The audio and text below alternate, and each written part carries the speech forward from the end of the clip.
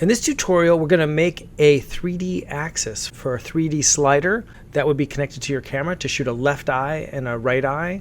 So that's how we do it in stop motion. We don't use two cameras. We use one camera and slide it a little bit to the left and to the right. If you check out our cinematography tutorials, there's a tutorial there that shows you how to set up the 3D controls in a cinematography workspace, which also shows you ways to measure how much 3D you're shooting and all of that. But before you get to all that, you have to set up an actual axis. So we're going to go over that right now. So I'm going to go here to add an axis, and I'll immediately go to the function area and change that to 3D slider. Now I happen to know I have a preset for my 3D slider, but if you don't, you'll have to calibrate it. I already have the steps per unit, and generally we work in millimeters.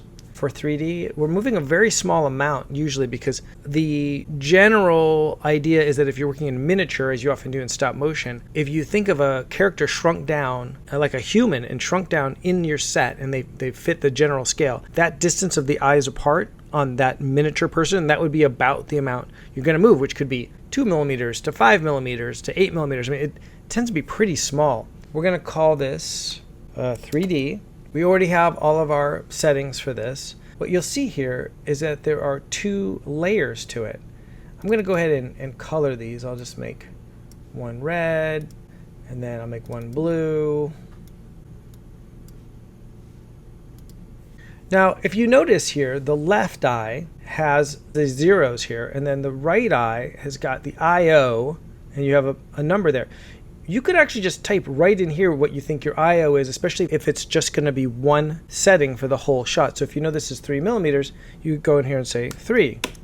And now you have an IO of 3. If I isolate these, we'll see that we've got one line representing the right eye and one line representing the left eye. And we could just leave these be, and that's how it would be for most shots. But sometimes in a shot, you might need to animate the interocular as you get closer to an object or further away. You might want to open it up and get wider and wider as you get further back to create more 3D, or maybe as you get really close to an object, you don't want to hurt the audience's eyes, so you close it down. Right here, we have a button that's LR or RL, and this is based on whether your film is going to be left eye first and then right to create 3D, where you really use the left to be your main composition, and then the right eye moves over to give you your sense of 3D. Some people will do it the other way, where the right eye is the main eye and the left eye is the one that sets the 3D. The main thing this affects is which eye do you use to make your mono version of the film from. I tend to go with the left eye. That's what's set up here.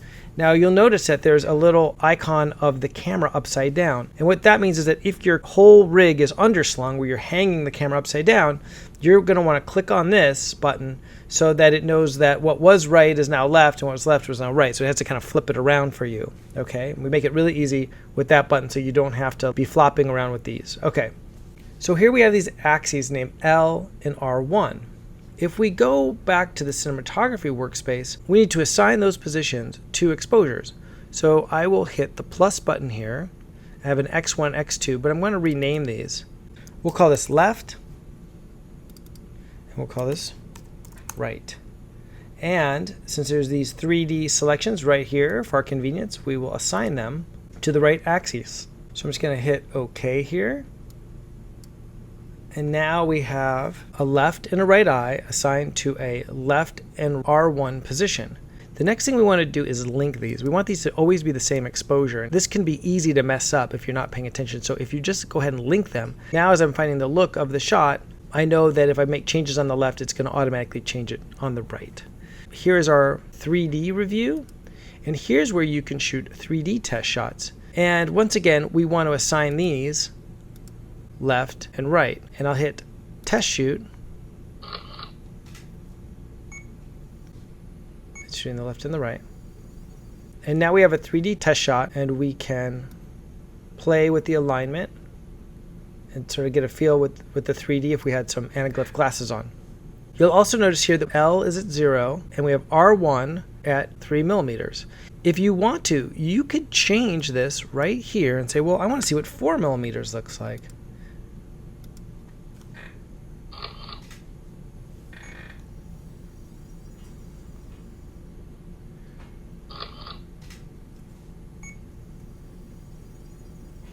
And this is pretty cool because we can switch back between these as we're, deciding what we're going to actually use.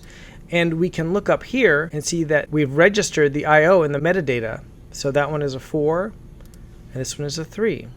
Okay, back to our motion control area. Now let's say we wanted to animate the I/O. Let's say the scene pulls back as it shoots and we want to increase the distance to keep the 3D nice and lively. So we take this R1 here. All right, let's say it's 6 seconds. We want to have this opened up, go to a higher number. So I'll set a key there and we can type in here, say 8 millimeters. And now we've got, okay, it's doing some crazy stuff with these.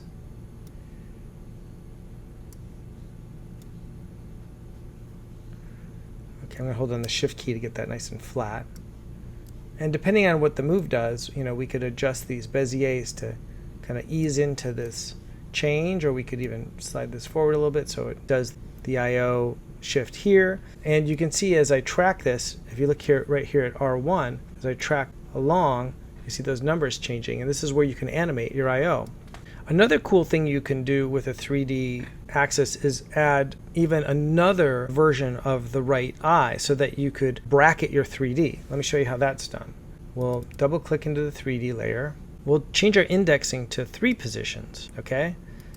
And now for this R2, let's go ahead and type in and say, this is at 10 millimeters, and maybe we'll go in and I'm going to take out this key so that we just have one amount, or 4. So we have a 0, a 4, and a 10. That's a bit drastic. Maybe it would normally be like a 4 and a 6, but just for the heck of it, showing you that that's how you do that. Now you have to assign this to a new exposure. So again, we have to go back in to our camera settings first. We have to add a new exposure, and on this one we will call this R2, and we will go ahead and assign it R2, and we'll say OK. And so now we have 3 exposures. During the shooting, the camera will shoot left and then move over and shoot right, and then it'll shoot the second right, and then it'll go back to the left. If you wanted to test this and see what it looks like, in the stereo review, you need to reassign R1 to R2 for when you shoot a 3D test shot. Camera's moving over, 10 millimeters. Okay, so now we have much more 3D on that shot. You can see up here in the metadata it shows 10. I can use the convergence to bring that back a little bit, and that might look really cool at 10 at this distance. So that's a way to bracket your 3D, and sometimes people shoot even more than this just so that they have a lot of safety. It does take up more time shooting on the stage, of course, but that's how that's done. So keep in mind that even if you have extra positions lined up here in your 3D axis, you don't have to use them when you're shooting. If you decide, well, I don't need this R2, when you go to set up to shoot, you just unclick the little dot there for R2 and it'll only shoot left, right. So that's the basic setup for a 3D stereo axis in DragonFrame.